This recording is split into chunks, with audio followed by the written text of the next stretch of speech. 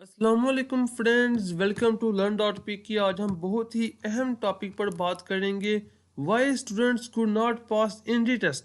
दोस्तों, MDCAT देकर MBBS करना हो या फिर इंजीनियरिंग यूनिवर्सिटी में एडमिशन लेना हो, आर्मी में एज अ ऑफिसर भर्ती होना हो या फिर पुलिस में सब इंस्पेक्टर, इन सब के लिए देना पड़ता है एनडी टेस्ट। आज हम बात करेंगे कि आखिर क्या वजह है कि एक स्टूडेंट जिसने मैट्रिक में 95% मार्क्स लिए थे, एफएससी में उसके मार्क्स थे 93%, लेकिन वो एनडी टेस्ट में पास होकर अपना एडमिशन सिक्योर नहीं कर पाता। आज हम इन्हीं चीज़ों के मतलब काफ़ी डिटेल से और चंद बहुत ही अहम पॉइंट डिस्कस करेंगे। Let's start our lecture. सबसे बड़ी प्रॉब्लम जो स्टूडेंट फेस करते हैं वो है इंग्लिश, क्योंकि जो इंग्लिश हमें एंट्री टेस्ट में पूछी जाती है और जो इंग्लिश हमें कॉलेज या फिर स्कूल लेवल में पढ़ाई जाती है, दोनों में ज़मीन आसमान का फ़र्क है।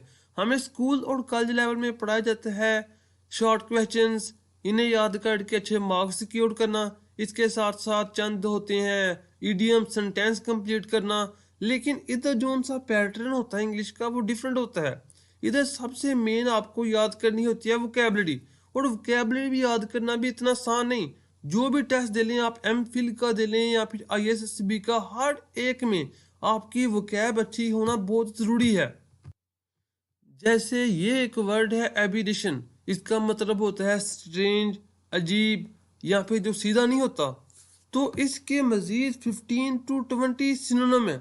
तो एक स्टूडेंट कितने सिनोनिम को याद करेगा? इस लिहाज से जो वोकैब है इसका यूजेज सबसे ज़्यादा प्रॉब्लम क्रिएट करता है स्टूडेंट के लिए किसी भी एंट्री टेस्ट में। इसके अलावा जोन सा पोर्शन स्टूडेंट को प्रॉब्लम क्रिएट करता है वो है स्पॉटिंग द एरर। इसमें एक सेंटेंस है, उसके 4 वर्ड उन्होंने अंडरलाइन किए हुए हैं, आपको इनमें से एक इनकरेक्ट वर्ड फाइंड करना है। तो इसके भी 4 to 5 एमसीक्यूज होते हैं, मेडिकल वालों के लिए, इंजीनियरिंग में भी होते हैं, और डिफरेंट एंट्री टेस्ट में लोकेशन के हिसाब से वो डिफरेंट रखती हैं, लेकिन होते ज़रूर हैं, चाहे आईएससीबी का हो या फिर किसी और का। और इसके बाद एक पोर्शन आता है, वो भी बहुत डिफिकल्ट होता है स्टूडेंट के लिए, क्योंकि उन्होंने पहले ये सॉल्व नहीं किया होता। जैसे कि ये है 4 ऑप्शन है, एक इनमें करेक्ट है, आपने करेक्ट ऑप्शन फाइंड करना है कि इनमें से कौन सा ग्रामेटिकली करेक्ट है। और ये जो उनसे ऑप्शन आपके सामने है, और इससे पहले जो स्पॉटिंग द एरर थे जिसमें आपने एक एरर फाइंड करना था, ये स्टूडेंट को आते हैं जब उनकी ग्रामर बहुत ही हाई लेवल की होती है। जैसे कि फंक्शनल इंग्लिश कहते हैं, रूल्स ऑफ नोन, पढ़ो नोन, किधर नोन यूज़ करते हैं, नोन के पीछे कभी दा लगाते हैं, आर्टिकल कभी आर्टिकल का यूज़ नहीं लगाते, कहीं ए यूज़ करते हैं, कहीं एन यूज़ करते हैं। इस तरह के जितने भी रूल हैं, जैसे कि एडजेक्टिव की डिग्रियों का यूजेज, 1 सिलेबल 2 सिलेबल, ये सारी फंक्शनल इंग्लिश है, वो स्टूडेंट को याद करना पड़ती है अगर वो इन ऑप्शन को, इन एमसीक्यूज को सॉल्व करना चाहते हैं। तो ये वो प्रॉब्लम है जो कि सबसे ज़्यादा स्टूडेंट को फेस करना होती है। और इनमें से मोस्टली एमसीक्यूज प्रेपोजिशन के भी होते हैं, लेकिन सबसे ज़्यादा ज़रूरी है वो कैब, क्योंकि वो कैब सबसे ज़्यादा मैटर करती है इंडी टेस्ट में, चाहे वो मेडिकल का एमडी कैट हो या फिर ई कैट। जैसे ये आपके सामने है, प्रोडिगस, इम्प्रोवाइज, पैराडॉक्स, ये सारे सिनोनिम है, वोकैबुलरी के वर्ड हैं। इसके साथ साथ वो एंटोनिम भी पूछ लेते हैं उल्ट। ये थी सबसे बड़ी प्रॉब्लम। लेकिन अब हम देखते हैं कि साइंस सब्जेक्ट में किस तरह से वो स्टूडेंट को धोखा देते हैं या फिर परेशान करने की कोशिश करते हैं। इंग्लिश के बाद जो सबसे ज़्यादा प्रॉब्लम स्टूडेंट को होती है, या फिर इंग्लिश से कम लेकिन फिर भी होती है, वो होती है फिज़िक्स की। और इसकी भी 2-3 रीज़न हैं कि वो क्यों परेशान होते हैं। फिज़िक्स के क्या एमसीक्यू डिफ़िकल्ट होते हैं? तो फिज़िक्स के एमसीक्यू डिफ़िकल्ट नहीं होते। फिजिक्स में मेजर 3 तरह के एमसीक्यू पूछे जाते हैं। एक होते हैं कंसेप्चुअल, जैसे कि 26 एमसीक्यूज है, ये कंसेप्चुअल है। ये व्हीटस्टोन ब्रिलियंट सी उन्होंने कंसेप्ट लिया है, जिसमें ये 5 रजिस्टर हैं, आपने इक्विवेलेंट रेजिस्टेंस फाइंड करनी है। तो इसमें यह था कि जब दोनों तरफ करंट इक्वल होता है तो दरमियान से गैल्वेनोमीटर लगा होता है, दरमियान में करंट पास नहीं करता। मिडिल से जब करंट पास नहीं करेगा तो बकाया 4 रजिस्टर का पैरेलल कॉम्बिनेशन देख लें। पैरेलल कॉम्बिनेशन का फार्मूला लगाकर आप इनकी इक्विवेलेंट रेजिस्टेंस फाइंड कर सकते हैं, जो कि 10 ओम आती है। तो ये थे कंसेप्चुअल एमसीक्यूज। इस तरह से वो रिलेशन पूछते हैं कि जैसे फोर्स का फार्मूला है तो उसमें फोर्स और मास का क्या रिलेशन है, अगर फोर्स 2 टाइम इंक्रीज होगी तो मास कितने टाइम होना चाहिए। इस तरह के कंसेप्चुअल एमसीक्यूज होते हैं जो कि इतने डिफिकल्ट नहीं होते। प्रॉब्लम आती है न्यूमेरिकल टाइप एमसीक्यूज में, जैसे कि 25 एमसीक्यूज है, ये एक न्यूमेरिकल टाइप है तो ये डिफिकल्ट नहीं होते, लेकिन प्रॉब्लम ये है कि इन एंटी टेस्ट में कैलकुलेटर की इजाज़त नहीं होती। ये सारे न्यूमेरिकल टाइप एमसीक्यूज आपको हैंड से करने होते हैं। और दूसरी प्रॉब्लम ये होती है कि इनको सॉल्व करने के लिए टाइम बहुत कम होता है। आईएसबी में 30 सेकेंड, और ये जो एमडी कैट का टेस्ट होता है जैसे कि पंजाब में यूनिवर्सिटी ऑफ हेल्थ साइंस लेती है, तो उसके लिए जो टाइम है वो है 40 सेकेंड। तो 40 सेकेंड तो लग जाते हैं समझने के लिए और पैटर्न फाइंड करने के लिए कि किस पैटर्न से एक स्टूडेंट इसे सॉल्व करे। तो इसलिए आपको अपनी स्पीड बहुत तेज़ करनी होगी फिजिक्स के लिए। इससे बेटर ऑप्शन ये होता है कि आप जो एमसीक्यू डिफिकल्ट लगे या फिर न्यूमेरिकल टाइप है आपको आता है लेकिन टाइम लगेगा, आप स्किप कर दें, आखिर पे कर लें, जो इजी लगते हैं पहले वो सॉल्व कर लें। तो दो टाइप के एमसीक्यू मेजर होते हैं फिजिक्स में जो प्रॉब्लम क्रिएट करते हैं, एक न्यूमेरिकल टाइप इजी हो या difficult. Hard numerical type MCQs problem create करता है क्योंकि टाइम बहुत कम होता है। दूसरे कंसेप्चुअल, तो कंसेप्चुअल तो वही कर पाते हैं जिनके कंसेप्ट अच्छे हों, लेकिन एमडी कैट हो, ई कैट हो, आईएसबी हो, इनमें सिर्फ कंसेप्ट नहीं चलता, ये टेस्ट मिक्सचर होते हैं। कंसेप्चुअल एमसीक्यूज भी होते हैं, इजी भी होते हैं और रट्टे वाले भी होते हैं, और कभी कभी वो डेट भी पूछ लेते हैं कि फलाना काम कब हुआ। जैसे ये बायोलॉजी का पोर्शन देखें, इन्होंने न्यूट्रिशन वाले टॉपिक से एक पैराग्राफ था, छोटी सी पिक्चर लगी हुई थी बुक में, उधर से 85 एमसीक्यूज इजी एमसीक्यूज है।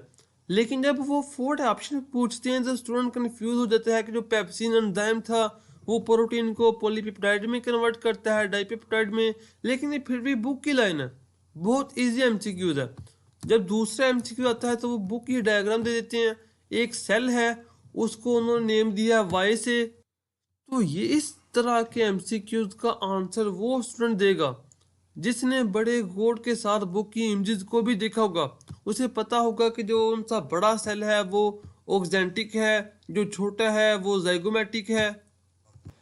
ये इमेज शायद आपको अच्छी तरह से नज़र नहीं आ रही होगी, ये हमारे स्टमक की इमेज है जिसमें छोटे सेल होते हैं, दरमियान में एक बड़ा सेल होता है जो कि एचसीएल रिलीज करता है हमारे स्टमक में।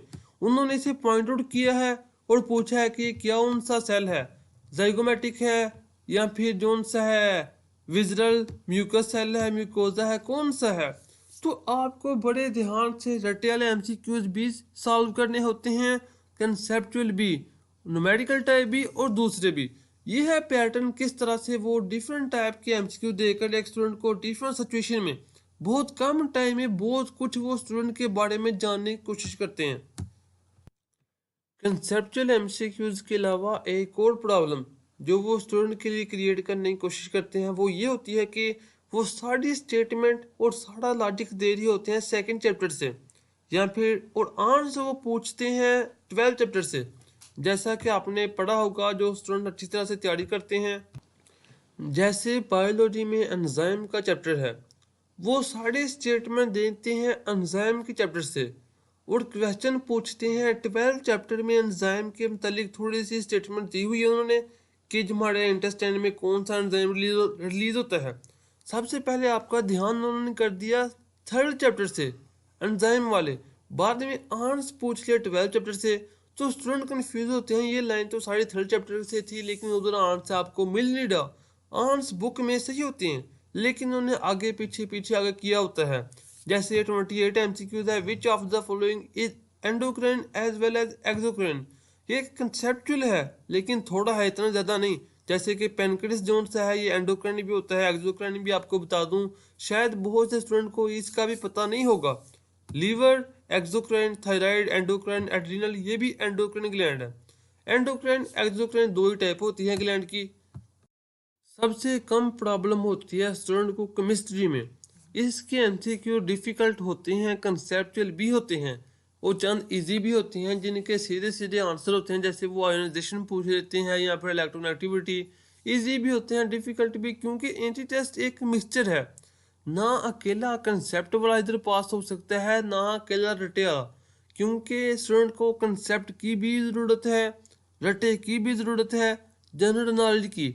तीनों चीज़ें जब मिलती हैं तो फिर स्टूडेंट अच्छे मार्क्स सिक्योर कर सकता है एंट्री टेस्ट में।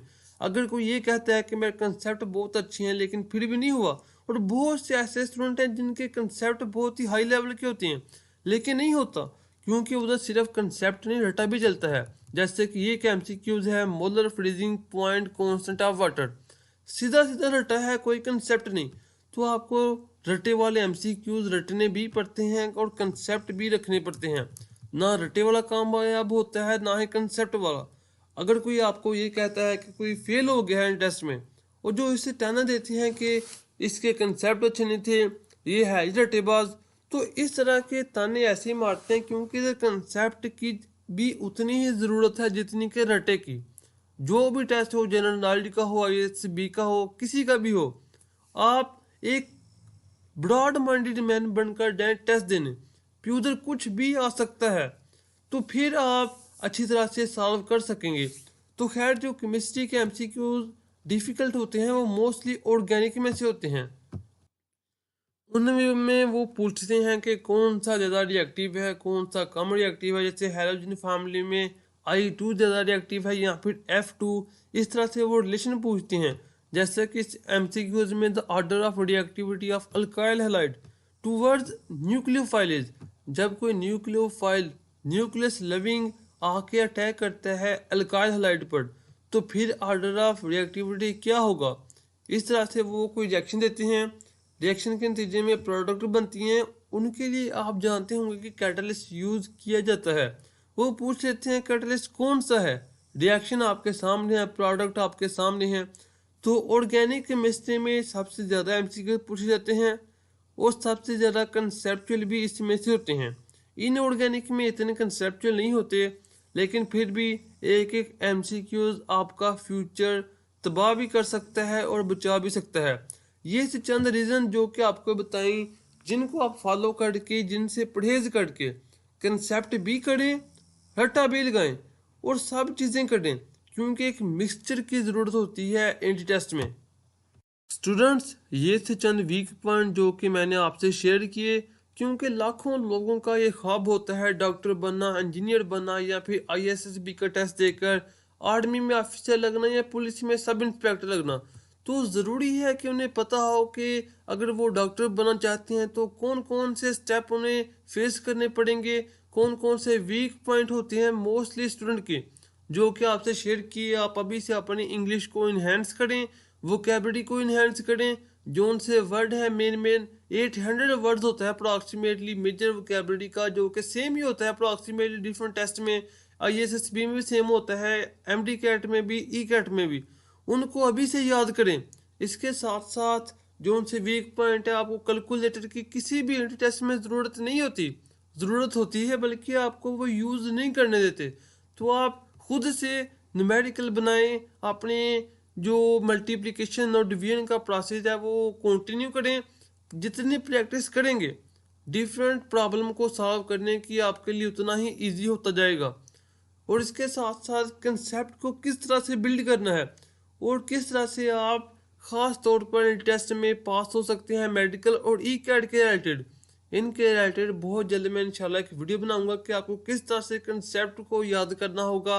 और फिजिक्स, बायो और जो मैथमेटिक्स है, इसके साथ साथ केमिस्ट्री, इसमें 100% आप किस तरह से सिक्योर कर सकते हैं, इसके मुतालिक जल्द ही learn.pk से वीडियो अपलोड होगी। Hope you best of luck. Allah हाफिज़। To keep in contact, subscribe my channel learn.pk।